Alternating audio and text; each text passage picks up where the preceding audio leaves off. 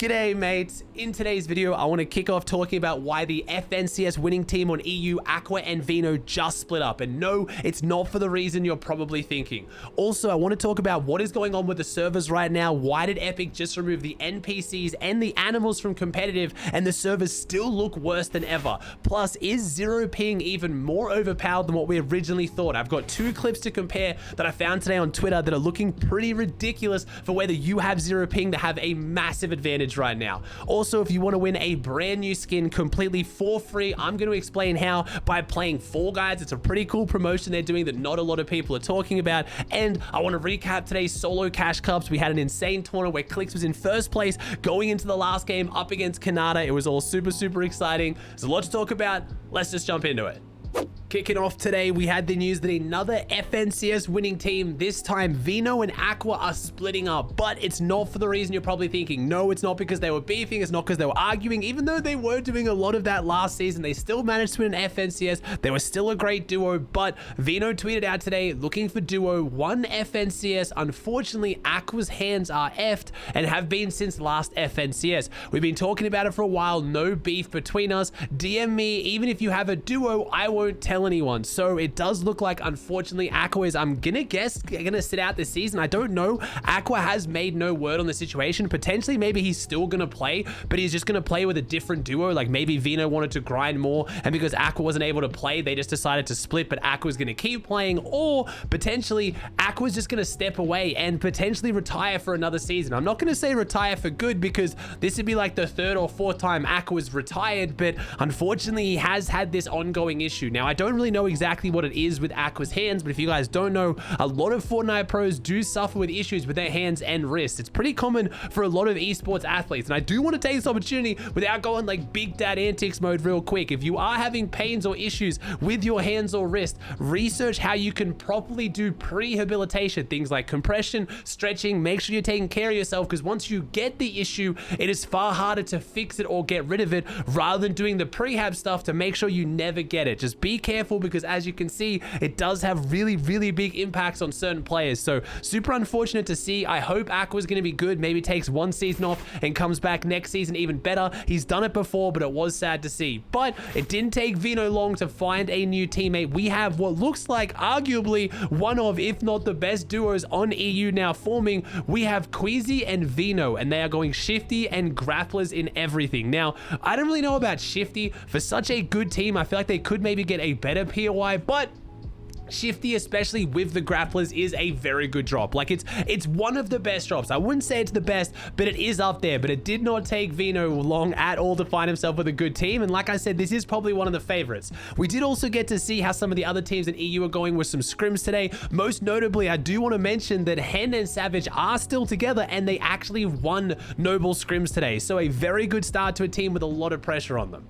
Next up, I want to talk about some great work by Epic and some not so great work, because they are kind of intertwined. So first off, the great work. We had Epic tweet out, keep your eyes on the temple between Rocky Reels and the Joneses. It may be making some significant changes on July 5th, and we wanted to give our competitive community a heads up to prepare. So we now know that that area, that kind of like temple area, is going to be one of the sites for the new POIs where it has the crazy tree and all that. So that was absolutely fantastic by Epic. I love that. I don't know how casuals feel having like drop spots and knowing where the new POIs are on the exact date they're going to change, because again, it kind of maybe ruins the excitement. But as far as competitively, that is amazing communication. I love that. That's 3 days before FNCS. We now know there is going to be a new location. It's going to change. People are going to be affected. So big props to Epic. The next one, now this necessarily isn't a bad thing. Epic tweeted out, we're removing all characters and wildlife from competitive playlists to improve server performance. Thank you for your patience and understanding. Now that's not straight up an L from Epic. That is also, again, good news, I guess. I don't really care too much about the NPCs. The issue is the animals. That means there is almost no mobility around the map now, except for the grapple gloves. The only other big issue is in solos. You can't open vaults whatsoever in competitively now, but if it fixes the servers, I'm all for it. The reason why I'm saying it's a bit of an L is because, sadly, it didn't. I was really hopeful that this would fix the servers, but right now we have taken so much out of the game, right? Like there is almost nothing left to take out of the game except for either players making the lobbies less or removing building, which let's not go there. I don't want to see that in FNCS. Outside of that, there's not much else that can really happen right now to make servers better. And the first tournament we saw since they removed the NPCs and the animals, I was like, okay, servers look pretty good. That was the opens. Then we had the finals of the Performance Evaluation Cup, and if you watch Clix at all, you know things were struggling a little bit. I do want to show you a clip that shows where the servers are at right now, but it also raises a very interesting point. This is a clip from Malibuca's POV of one of the end games he played, and I mean, you can watch it for yourself. It's terrible. Just take a look, but I'll tell you why it's so important in a second.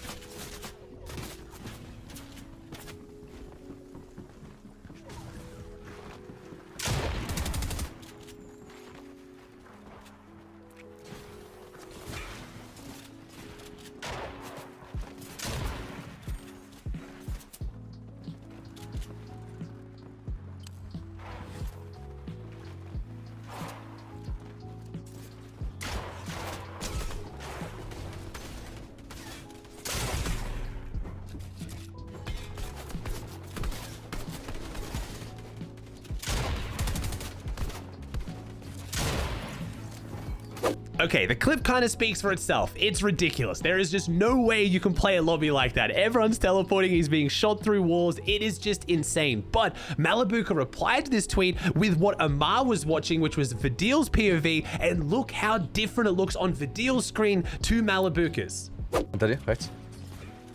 Mal bitte. Ja, TP dir einfach.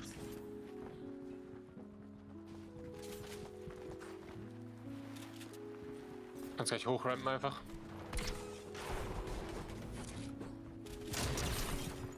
Okay. Du bist in. Nice.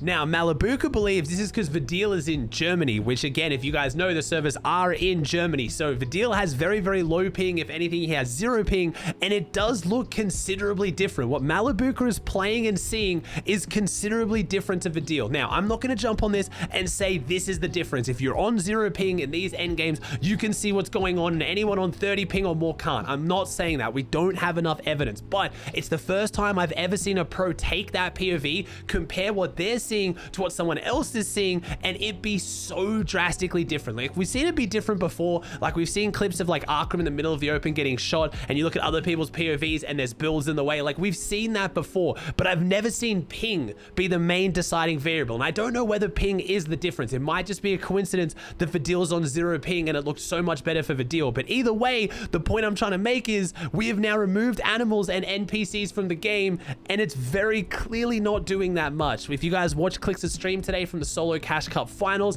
his last game was a little bit brutal. I'm using Clix as an example because I know that's the main stream a lot of you guys have been watching, but if you've watched pretty much any pro playing in set lobby finals right now, the servers are struggling, and FNCS is taking place in like 9 days. It starts on the 8th, and I don't know what Epic can do at this point. They have removed everything from the game. We have no animals, we have no NPCs, we have no vehicles, we have no shockwaves, we have no rift to goes, we have no launch pads, we have no fire. Like, we are removing entire mechanics from the game to try to get the servers to be more functional, and they're just not. I don't know why the lag is so bad right now. We always throw around all these things that we think it might be. The biggest thing I can see that's changed recently, yes, the map itself, the new POIs are stunning. The trees are beautiful. They are causing, like, there's a lot of particles, there's a lot going on there, but potentially it could actually be these new rotating POIs. If you guys haven't seen, we've just had another new one added to the game over near Butterbarn. Butterbarn now loads in as 3 different options. I believe there's like a Neo version of it, which is all new and fancy. There's a Colosseum version, and there's like a Coral Castle version.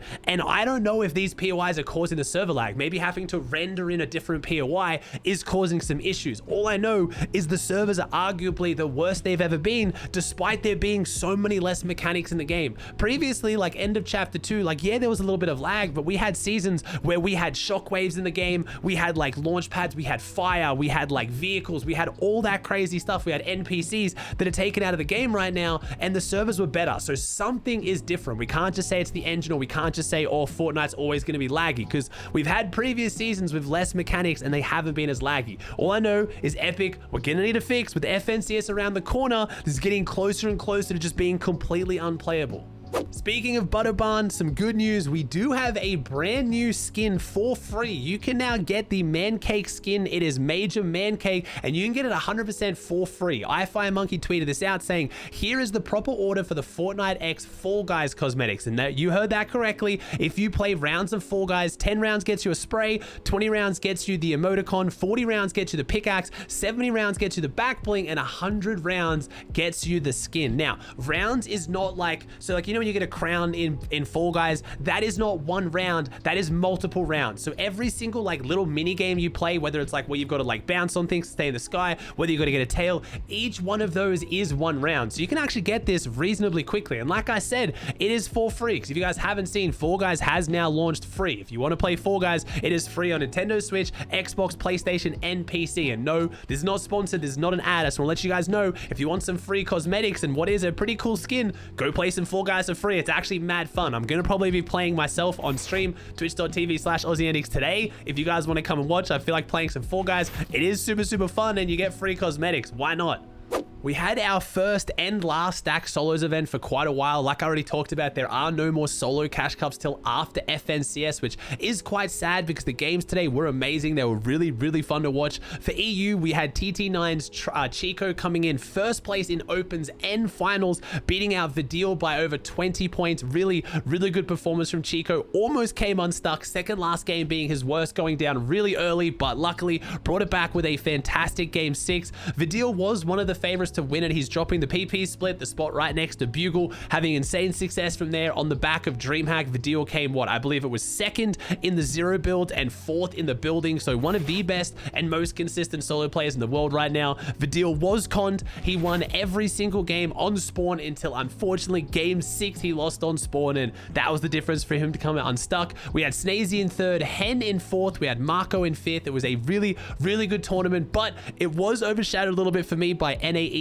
NA East was one of the most exciting cash cups I've watched in a while, mostly because it wasn't just the big names doing really well, they were all streaming, which made it so exciting to watch at the very end. It does show how much making content makes these moments more exciting. We had Kanata coming out in first place on 103 points, but going in the last game, we had Kanata, Nosh, Clicks, I believe it was Donnie, and Jampa, all within like a few eliminations of each other, and we also had Chimp, and most of them were streaming. We had Kanata streaming it, who won it. We had Nosh in second on 93. Then we obviously had Clicks. Clicks is always streaming it in third on 92. We had Chimp going in fourth place, who was also streaming. We just had really good perspectives to watch. It was super exciting. We had a bit of beef going on between Clicks and Arab, because Arab was actually hosting Chimp, coaching Chimp, which made it very exciting. Arab was talking smack on Vino, and BloodX, who was coaching Clicks. It was all a bit of fun. There was a bit of drama in there. It went to social media, as it always does with Arab, but it was all jokes in the end. But it made it so much more exciting to watch at the very end. And big shout out to Kanata. He played really well. Only 103 points, which if you compare that to EU, almost a 30-point difference. So it shows how close the NA leaderboard was. Like I said, there was some issues with the servers. Clicks' last game was pretty rough. Could have done well if he potentially went for a fight early, like Vino asked, but by the time Clicks started to try to get his refresh, it was just so laggy. It was almost impossible. But I really enjoyed watching these. I know why we don't have solo cash cups on during FNCS. I would maybe love to see just one round cash cups during FNCS. I know they don't want to put on too many tournaments when FNCS is on and most people are focusing on FNCS. I get that, but maybe instead of doing 2-round tournaments, maybe just have 1 round. I would love to see people see who is the best right now in kind of more W key tournaments. We have a lot of set lobby tournaments. I love watching duo set lobbies, love FNCS, but while it's on, just having a 1-round cash cup would be awesome, especially for those of you guys who maybe aren't playing in FNCS.